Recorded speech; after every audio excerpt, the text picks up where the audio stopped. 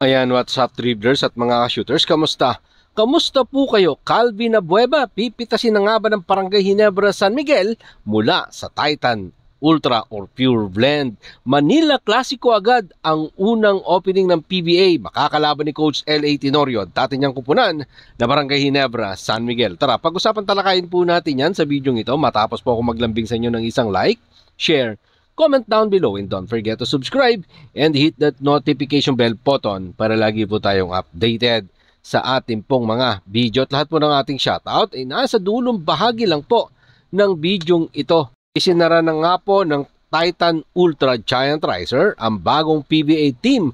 Ang espekulasyon patungkol sa isang potential trade na kasasangkutan ni Calvin Abueva papuntang Barangay Ginebra San Miguel. Binigyan din ni team manager Adrian Anglim na ang veteranong forward ay untouchable habang ang bagong prangkisa ay nagtatayo pa ng kanilang pundasyon dito sa pambansang liga. Narito po ang mga sinabi ni Titan Ultra Team Manager Adrian Anglim sa ulat ng pass break. As in zero, no percentage talaga. 0%.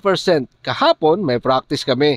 Tinatawanan nga namin Coincidentally, nag-tune up pa kami ng Ginebra. Wala naman, as in zero. One thing's for sure, Calvin and Josh are the faces of our team.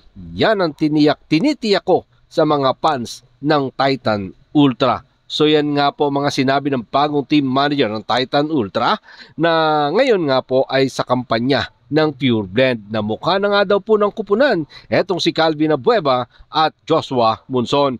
Wala silang balak ipamigay sa kahit anong kupunan ng PBA. Well, para sa akin, yan ang ating aabangan ang mga susunod na kabanata. At eto naman, L.A. Tenorio making his PBA coaching debut kalaban ng dati niyang kupunan na Barangay Ginebra San Miguel sa opening nga po ng 50th season ngayong October 5.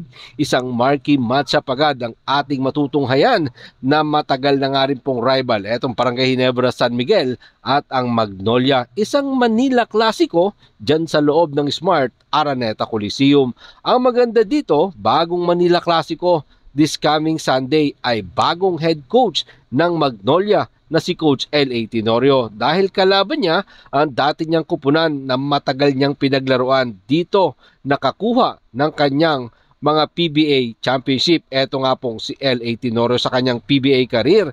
Susubukan ni Coach L.A. Tenorio na gulatin ang kanyang dating kupunan para sa isang unang Manila Clasico ni Coach L.A. Tenorio. Sinabi nga po ni PBA Commissioner Willie Marcial ng schedule para sa pagbubukas ng PBA season this coming weekend. Aside from the Manila Clasico game, ang opening ng PBA ay magbibigay din para sa individual award, para sa Leo Award. At nangunguna nga po dyan ang 8 times PBA MVP na pwedeng maging 9 times PBA MVP. Etong si Junmar Dakraken Pajardo. Sinabi nga po ni PBA Commissioner Willie Marcial na kahit ano naman daw na kupunan ang ilagay mo rito sa opening, talaga namang dudumugin at panunuurin. Pero malamang inisip nila ito para yung PBA opening, talaga namang Manila Clasico. At in-expect mo naman, ano ba ang expect mo rito? Pag Manila Clasico, maraming manunood. Pero naniniwala si PBA Commissioner Willie Marcial